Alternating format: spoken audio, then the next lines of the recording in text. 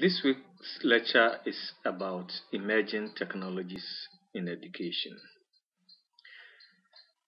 I've described emerging technology as a media that is coming into view, coming into existence, or coming to commonality. It is an innovative technology that is reshaping the nature of education. Computer and network-based technologies now hold great potential for increasing the access to information as well as a means of promoting learning. Schools and classrooms never before had such universal access to information. Technologies are transforming classrooms into more engaging, collaborative, and productive learning environments in which instructions can be customized to students' specific needs, interests, and learning styles.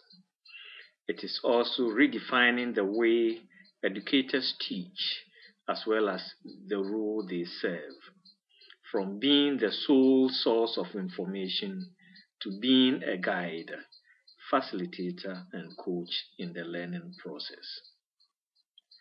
The New Media Consortium Horizon Report identifies and describes emerging technologies likely to have a large impact on teaching, learning, research, or creative expression within education around the globe. This volume, the 2011 Horizon Report, which I'm going to share with you, examines emerging technologies for their potential impact on and use in teaching, learning, and creative inquiry.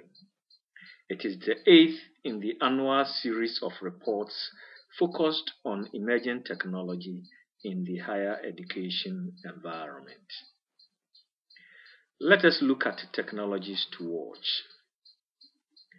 The 6 technologies featured in the 2011 Horizon Report are placed along 3 adoption horizons that indicate likely time frames for their entrance into mainstream use for teaching, learning, or creative inquiry. First, the near-term horizon assumes the likelihood of entry into the mainstream of instructions within the next 12 months. The mid-term horizon within 2 to 3 years, and the far term within 4 to 5 years. It should be noted at the outset that the Horizon Report is not a predictive tool. It is meant rather to highlight emerging technologies with considerable potential for our focus areas of teaching, learning, and creative inquiry.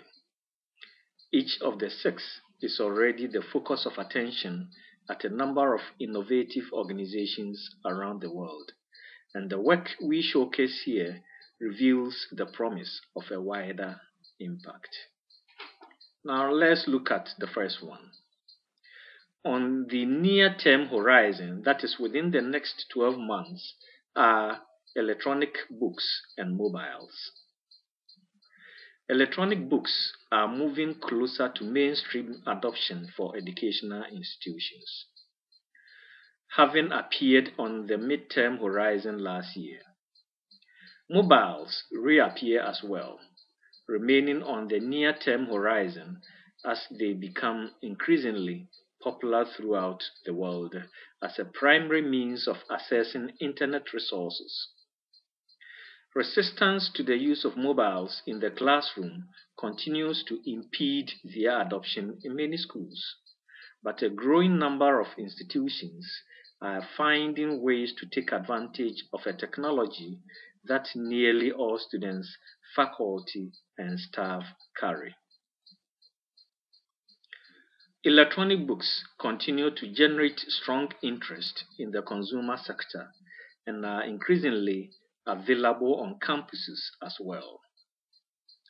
Modern electronic readers support note-taking and research activities and are beginning to augment these basic functions with new capabilities, from immersive experiences to support for social interaction that are changing our perception of what it means to read. Mobiles enable ubiquitous access to information, social networks, tools for learning and productivity, and much more. Mobile devices continue to evolve, but it is the increased access to affordable and reliable networks that is driving this technology now. Mobiles are capable computing devices in their own right, and they are increasingly a user's first choice for internet access. The second adoption horizon considers technologies expected to gain widespread usage within 2 to 3 years, and this year's candidates are augmented reality and game-based learning. Both intersect with practices in mainstream popular culture. Both have been considered significant tools for education for many years, and both have made appearances on a number of campuses already. Advances in hardware and software, as well as in the broader acceptance of new methods in teaching, secured the place of these innovations as the top technologies for the midterm horizon.